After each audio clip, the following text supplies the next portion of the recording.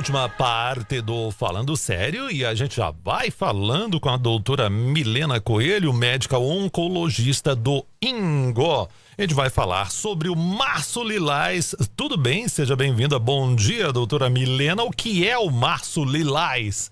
Bom dia, Zé Luiz. Bom dia, Marcelo e todos os ouvintes da Rádio Interativa. O Março Lilás é uma campanha, assim como a gente fala tanto do Outubro Rosa sobre o câncer de mama, é necessário que a gente fale sobre o Outubro Lilás no sentido do cuidado a todos os outros cânceres que acometem as mulheres. E aí, em especial, a gente fala do câncer de colo de útero. Então, especialmente sobre câncer de colo de útero, esse é o tema do Março Lilás. E aí a gente vai falar também como prevenir, né? Primeiro, você viu a observação que eu fiz no bloco anterior, né? Hoje o câncer felizmente não é mais o que era décadas atrás, praticamente uma sentença de morte, porque os tratamentos evoluíram muito, né? Se descoberto precocemente e tratado adequadamente, o índice de cura tem sido muito alto.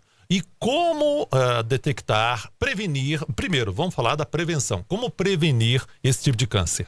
Muito importante a gente falar sobre prevenção, Zé Luiz, porque o câncer de colo de útero hoje é um dos cânceres mais preveníveis e que a gente espera que a gente tenha, vamos dizer, praticamente uma eliminação desse tipo de diagnóstico dentro da oncologia. Por quê? Porque o câncer de colo de útero, em 99% dos casos, está relacionado com a infecção pelo HPV, que é um vírus sexualmente transmissível mais comum. E hoje a gente tem a vacinação contra o HPV. É uma vacinação, inclusive, que já está disponível no SUS, na rede pública. Para crianças, para adolescentes, né? Isso. E que muitos pais não levam os filhos para vacinar por pura ignorância, né? Preconceito, ignorância. E esse é um dos pilares que a gente chama a atenção no câncer de colo de útero. Um dos pontos principais que é a informação da população a respeito da importância da vacinação para a partir dos 9 aos 14 anos, né, principalmente nessa faixa etária, porém, em qualquer faixa etária até os 45 anos, existe um benefício da vacinação contra o HPV. Então, quando a gente fala em prevenção, a gente fala nas medidas socioeducativas, no sentido de orientar, né, crianças, pré-adolescentes, e a gente falar sobre prevenção, falar sobre o uso de preservativos, né, sempre desde que começa a vida sexual, e a vacinação, que é tão importante, e sim a gente tem um alcance aquém do que a gente gostaria com relação a essa vacinação contra o HPV. Doutora Milena Coelho, médica oncologista do INGO. Como descobrir o câncer do colo do útero? De colo de útero, né? Ou do colo do útero, como é que fala? Câncer de colo de útero colo. Ou do colo do útero, não tem problema.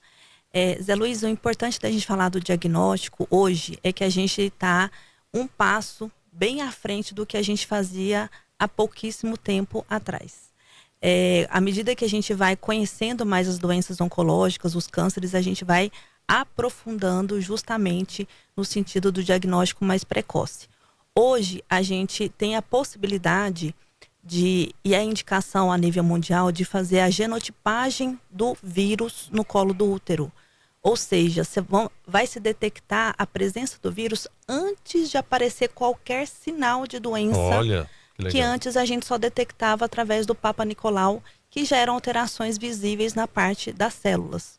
Então, a genotipagem, ela é um passo que a gente dá hoje em dia no sentido de detectar a possibilidade de ter a doença. Ou seja, a gente não vai deixar que se alcance essa doença desenvolver para depois ela ser tratada já ou identificada já muito à frente.